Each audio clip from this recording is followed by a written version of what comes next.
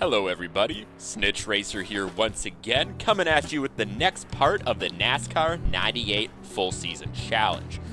For today's video, the two races that I did could not be any more different. The first race is what was then called Sears Point, now known as Sonoma Raceway. It was even called Infineon at one point as well. They seem to never make up their mind on what to call this damn racetrack. The significance of this race, though, is that it is the first real road course on the schedule for NASCAR 98. So as a result, I was going into this race with a lot of confidence because I have hundreds upon hundreds of laps at this infamous road course. I have played hours and hours at this road course at many racing games, including NASCAR games, Project Cars 2, the list goes on. But if you tune in, you'll see my confidence ripped apart in the very first few laps of the race, and it's a struggle from then on to gain back that confidence. And the second race today will be the Coca-Cola 600 at Charlotte Motor Speedway. This is the longest race on the calendar in real life and in this game. It honestly tested my patience at times due to the sheer length and time it took to complete the damn race. But can I take advantage of the really fast pace at the ovals that I've had compared to the AI to come away with the win? Well, you'll have to continue watching to the end to find out. But for now, welcome to part 4 of the NASCAR 98 Full Season Challenge.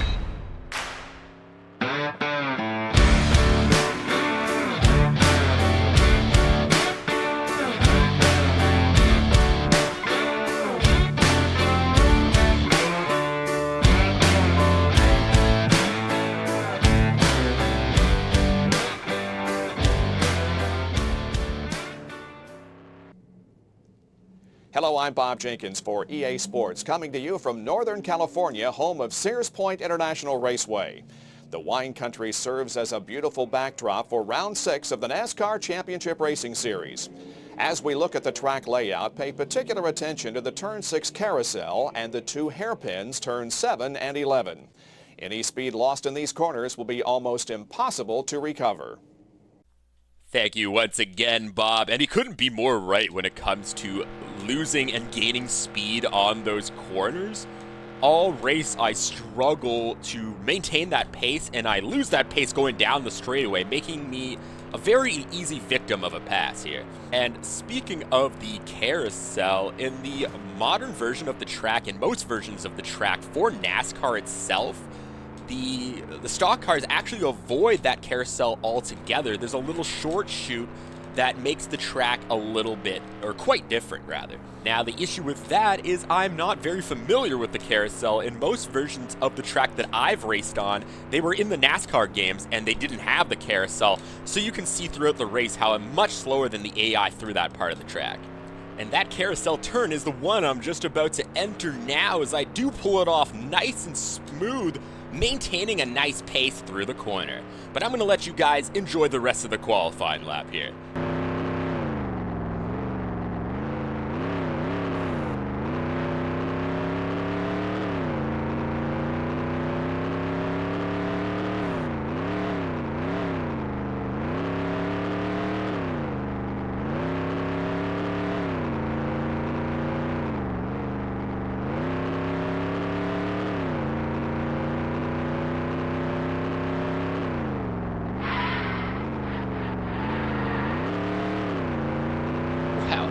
Rotation. Good run, guys. Good run. God almighty, got pole. Even if a mistake. I hope I'm recording. Alright, third. Let's fucking go. Hope I'm recording.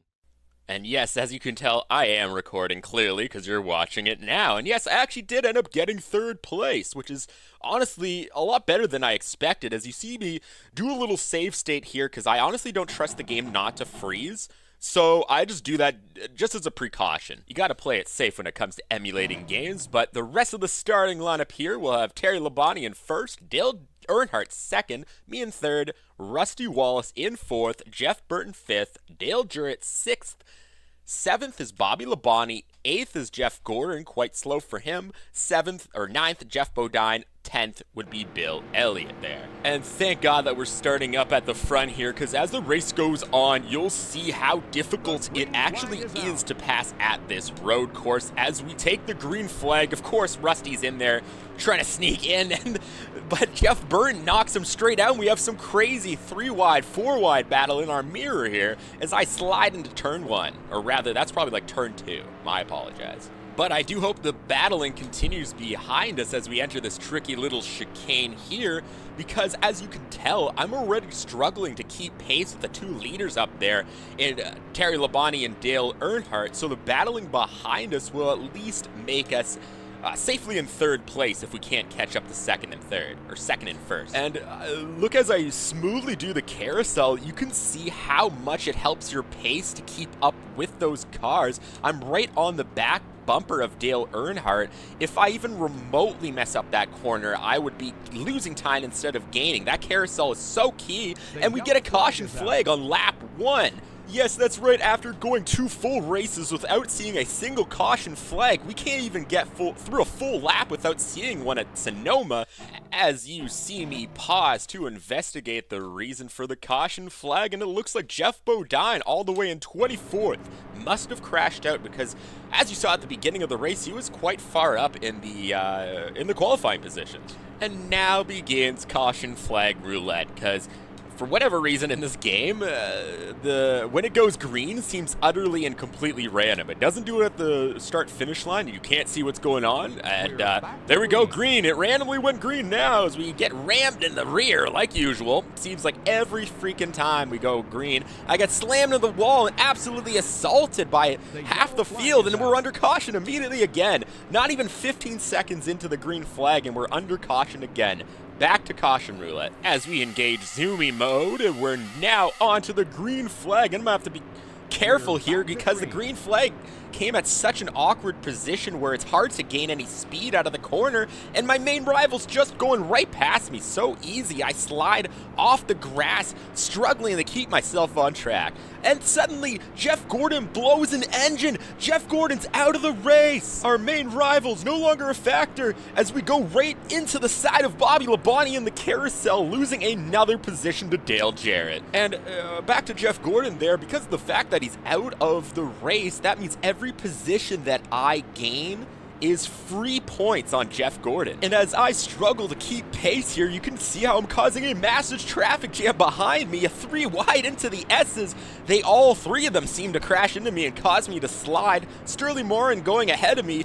Rusty Wallace ahead of me as well. Jeff Burton sneaking in the mirror there.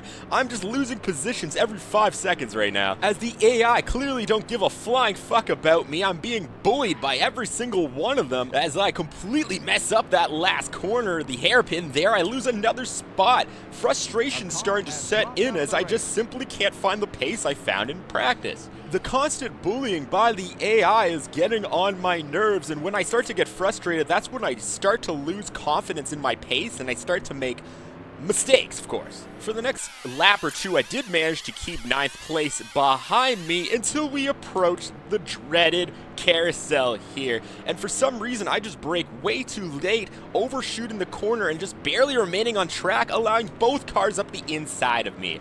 Now, the issue with that is both these cars are quite slow. They do not have the same pace as the top 12 or so cars, so if I get stuck behind them and I'm not able to pass them, I'm never going to catch up to the leaders. So I got to start pushing hard now and get back 8th place. As 2 cars ahead of me collide, I narrowly avoid sliding into the square D car, which has allowed me to get back up to 9th place. Only one more position to get back 8th and get into some clean air. As I make a mistake though, sliding off the track like a fool, losing the spot I just gained, and then on top of that, the 8 car's up my inside in the dreaded last corner, getting mugged once again. I'm all the way down to 13th as I simply just do not understand how to do that last corner. So I'm not very good at defending my position going into the hairpin there. And I do not want to hesitate whatsoever as I go right into the next corner, going for a pass, nice and smooth, only before getting rammed into in the rear, of course, but we did manage to pull the move off, even with the RCA car trying to stick his nose in a couple more times there. And that wouldn't be the last time he sticks his nose in, as one lap later, we do a horrible job of gaining any speed out of the last corner, making us vulnerable to a move down the front straightaway, but we do manage to half block him there. As the AI has got me frustrated now, I'm taking no prisoners, man. I'm blocking everyone I see. But as we enter this tricky right-hand uphill corner, I make yet another mistake. The 98 RCIA car just has an easy time getting past me, but no matter, I'm gonna stick right on his bumper. As this next corner coming up, I have quite a lot of speed and I can easily get along the inside of these slower cars. But we're now side by side on what is arguably the most tricky part of the track. I outbrake him into the carousel, but I brake a little too much, allowing him to go back up the inside, slamming me in the side one last time. But it ain't over yet, as you see me use the draft to just go right past him, as I find the drafting in this game quite overpowered. Like, if you lose a bit of pace, if you get behind someone, you can pretty much erase it if you do it right. And at the end of that same lap, I make the same mistake I've been making all race, just completely messing up the last corner, allowing a repeat of last lap. This feels like deja vu at this point. As we go into the corner, I simply do not have enough speed, and the 98 is beside me, making it very easy to make a mistake. Can we do it without a mistake? Yes, just barely, but we did not have a lot of speed coming out as the 98 is alongside us. We bump and bang going into the tricky chicane, and he ends up somehow ahead of us on the outside, but we're going to try to use our advantage in pace on that corner to get right behind him here, and hopefully setting up a move going into the carousel. As we go through that right-hand corner, I go right into the dirt, sliding four wheels back on track.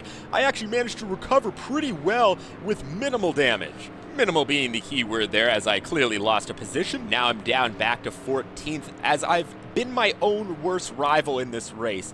Other than the crash that we had earlier, every single position that I've lost has been due to a mistake that I could have easily avoided by just not being frustrated. Because I'm really fast in this part of the track that you see me going through now, as you can tell by the fact that I'm gaining right back onto that 28 car, allowing the move to be on there. As I run into the back of him slightly, I go into the last hairpin here, hoping for a nice smooth move, but no, I slide straight into the 98, almost spinning out completely, almost taking out the 98 out of the race, losing maybe another spot. No, I aggressively block, managing to keep 14th place just barely. And if you look at the look on my face, it's actually at this point where I started to realize I was getting frustrated, so I started to just laugh it off. Like, and start to try to remember, this is an old video game, man. There's no need to be frustrated. Just try to enjoy yourself. It's never going to be perfect. That's why it's a challenge. And as we're side by side with the 25 car, the battle for 15th does continue, but I do manage to just slide right past him fairly easily due to my increased pace at that corner. And I did manage to actually get some good pace for the back half of the course, as I find myself into a 3-wide, absolutely dangerous pass, almost killing myself into the pit wall barrier there. And I managed to be the one who loses out, despite the fact that the two AI cars are bumping and banging coming out of the corner. And this is the part of the race where you start to see me struggle to get past the slower cars, increasing the advantage that the lead lap cars have on me. As you can tell, I'm faster than them. I keep getting back on the rear bumper. It's just simply finding somewhere to pass. That's the extreme challenge of this road course. As you see me going up the inside, one of my few moves I've figured out is going up the right into those corners, but I completely mess it up by running into the back of the 98 car. The story of this race. It's basically been a roller coaster, which is kind of what this freaking track feels like. I mean, come on, we're going through a corner right now that's called the Carousel. Could it be any more theme park themed? And so for the next little while, I was actually stuck behind the 28 car. I simply could not make a move stick. Sometimes I'd get ahead of him and just lose it immediately, and other times I just can't get by him. I'll let you guys watch a little montage of these little moments.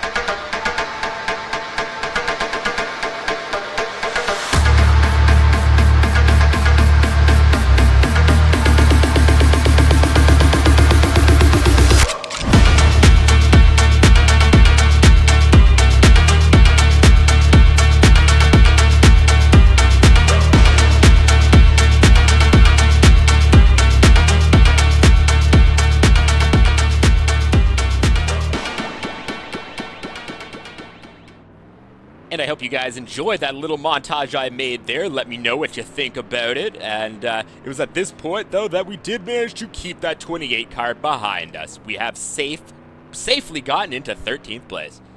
We used that safety to gain some pace onto 12th place. Now on lap 14, I'm on the back of the RCA car again, but we do manage to make that easy move up that nice and fast corner that I've figured out the fastest pace around as we go into the carousel. Can I make the move stick?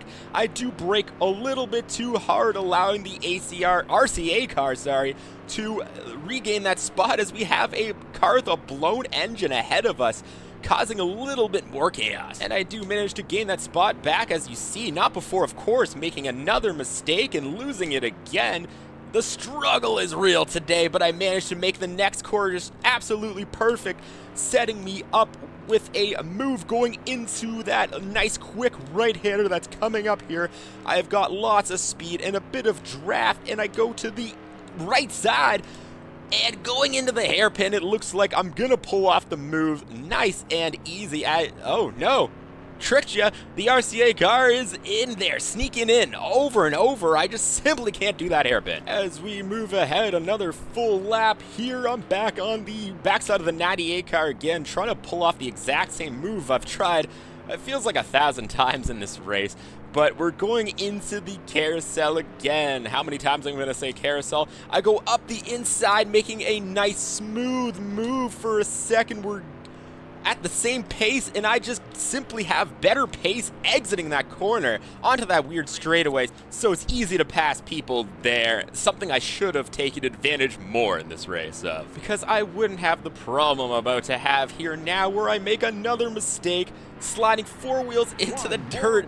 As the white flag comes out for the leaders, the 98 cars back ahead of us again, and because of me and the 98 cars battle, now the 28 car has gone past us. Now with less than 2 laps to go, I have to make up those 2 places. I do manage to slam the 28 car straight out of the way. I don't give a fuck. You're in my way, bro. Get out of the way. And as we approach that detrimental hairpin for the second last time, of course I make a mistake, just slamming right into the RCA car. It's not like he was right in front of me or anything.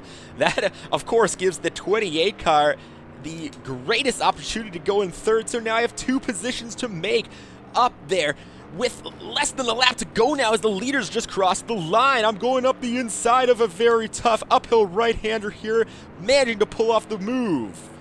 But do we have enough time to catch up to the RCA car? Well, I'll let you guys just watch and enjoy the sounds of the game here for the last lap and find out yourself.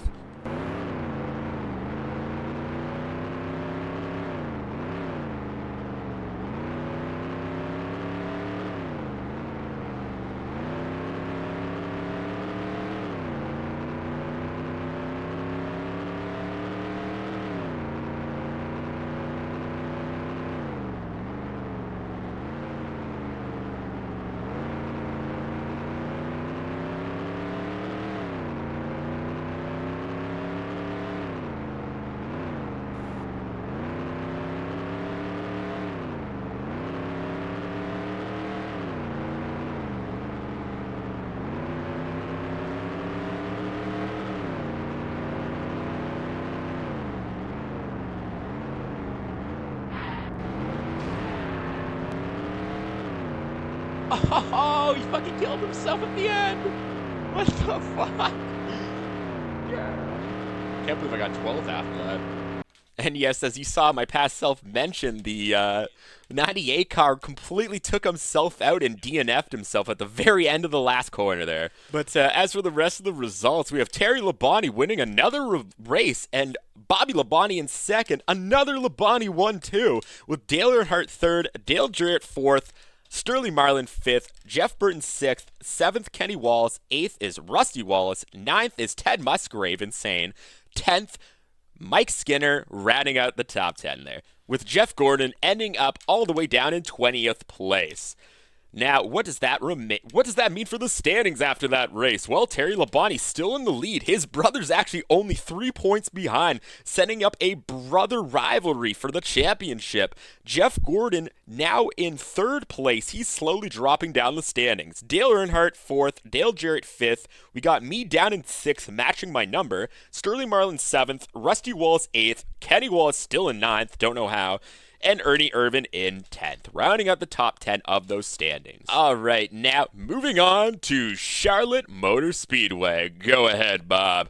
Good afternoon, I'm Bob Jenkins for EA Sports, reporting from Charlotte Motor Speedway, the mecca of motorsports, with Round 7 of the NASCAR Championship Racing Series and the Coca-Cola 600. Charlotte is the longest race in the series. Driver endurance and car reliability are essential to running a competitive race. Thank you, Bob. Now, this race felt like the longest race of my damn life.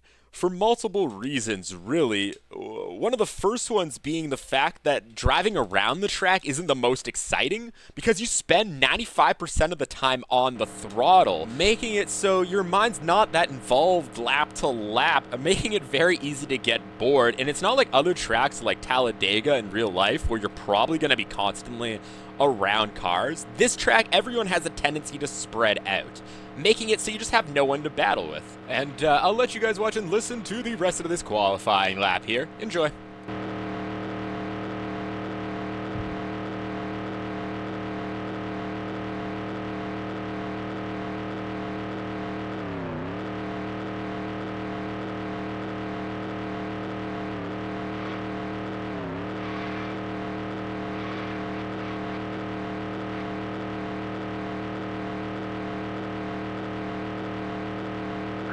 Good job. We got the pole.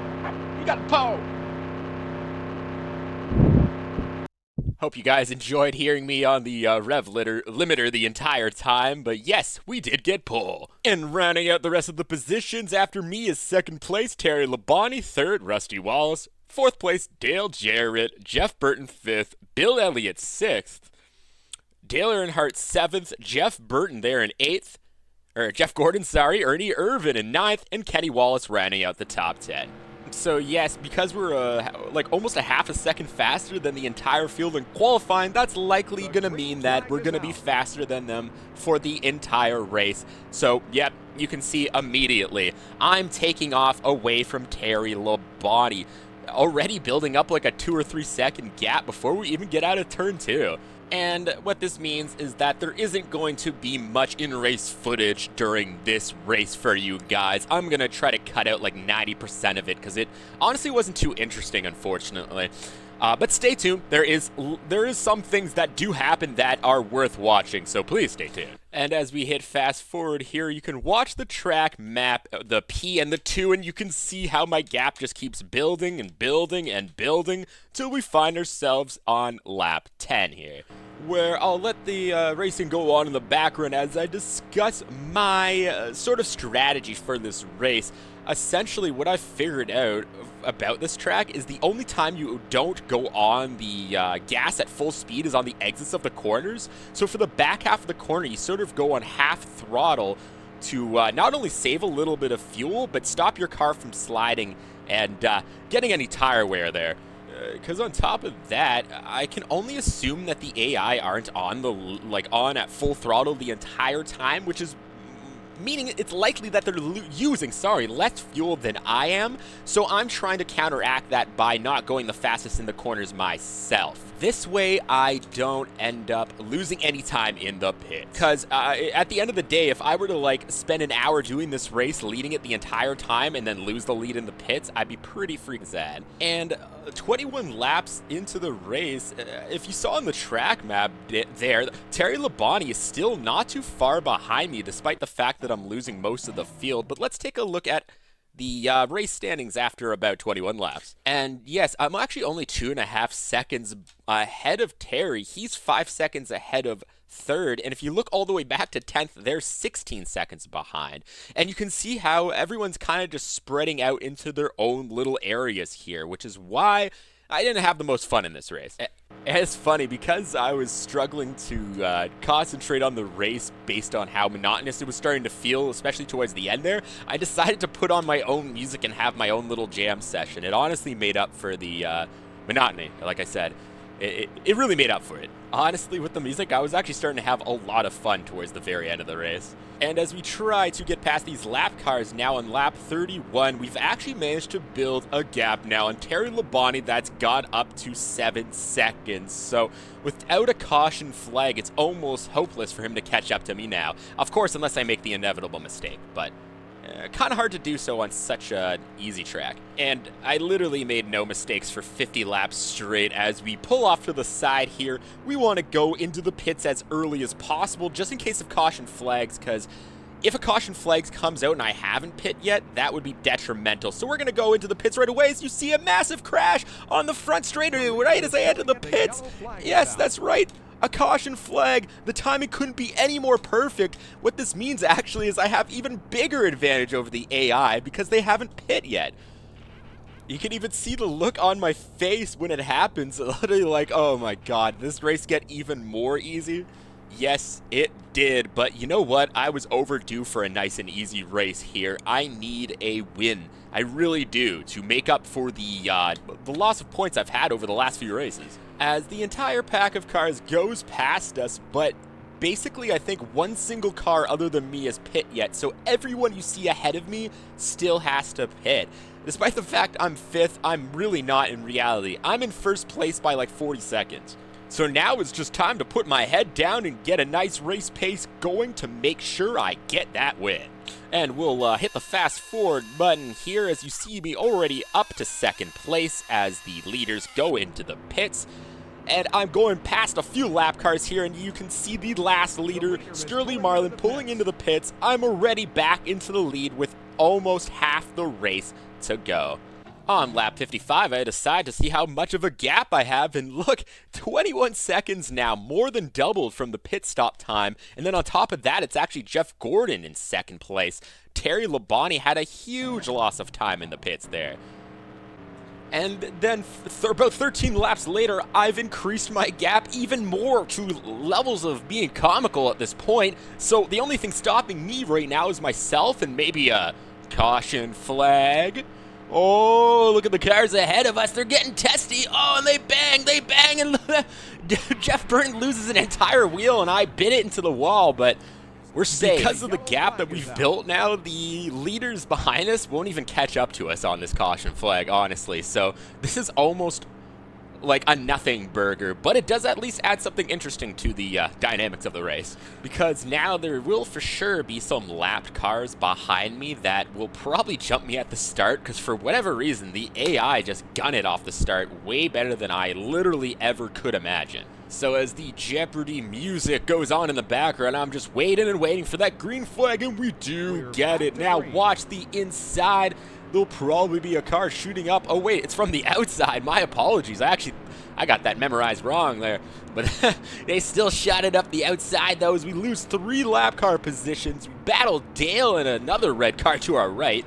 And in a matter of like 15 seconds, the only battle we've had over the last 20 laps is over, just like that. And that's pretty much it when it comes to any sort of action in the race. It was essentially smooth sailing here as you watch the laps count down all the way till about lap 91. And this is, right here is a great example how I can be my own worst enemy in a race like this, is I almost demolished my car into the wall. I managed to recover it, and in a panic, I can't remember how to reverse, so I just kind of slammed myself in the wall to get myself turned around. But thank God we have like a 55-year gap here. It literally didn't even matter.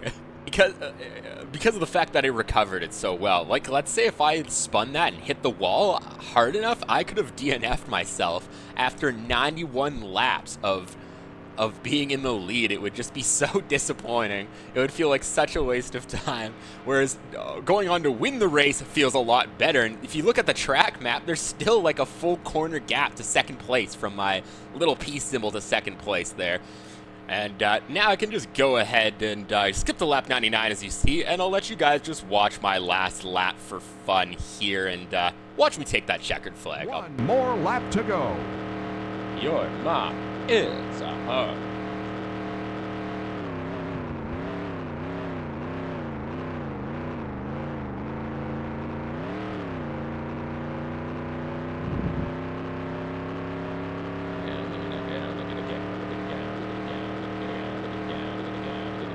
The hell?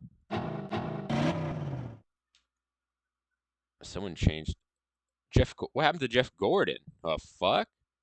Alright, that's weird. He must have had to go in the pits. The shit? That's so weird. Oh,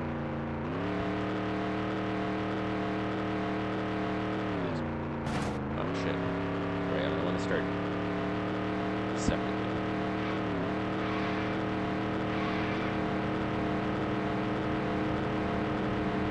I wish I could go to the fucking... That's a check flag. Let's go! Woo! Yeah, man! And as I finish my celebration there, it looks like I've won the Coca-Cola 600. As for the rest of the results, we have Terry Labonte in second place. He's been super consistent apart from the first race all season. Sterling Marling in third. Kenny Wallace all the way in fourth. Dale Jarrett fifth. Jeff Gordon somehow in sixth. As you heard me mention at the end there, he was actually in third place for so long and somehow ended up back in sixth. I have no idea, but Dale Earnhardt seventh. Bobby Labonte eighth. Bill Elliott ninth. And Rusty Wallace rounding out the top 10. Now, what does that mean for the standings? Well, Terry Labonte remains in the lead. Bobby Labonte is in second place. Jeff Gordon is in third, but I'm only 10 points behind him now compared to last race. And compared to last race, I'm actually now in fourth place in the standings. I've leapfrogged the two Dales, with Dale Jarrett in fifth, Dale Earnhardt sixth, Sterling Marlin in seventh, Rusty Wallace in eighth, Kenny Wallace in ninth, Ernie Irvan in 10th. That bottom half of the standings hasn't moved around much this season. The championship battle's really starting to heat up, though, at the very top, but that's going to do it for today's video. I just want to thank everyone for watching. Remember to subscribe and like if you want to see more parts of this video. And I hope everyone has a wonderful day, and remember to tune in next time when I call my cat a cucumber.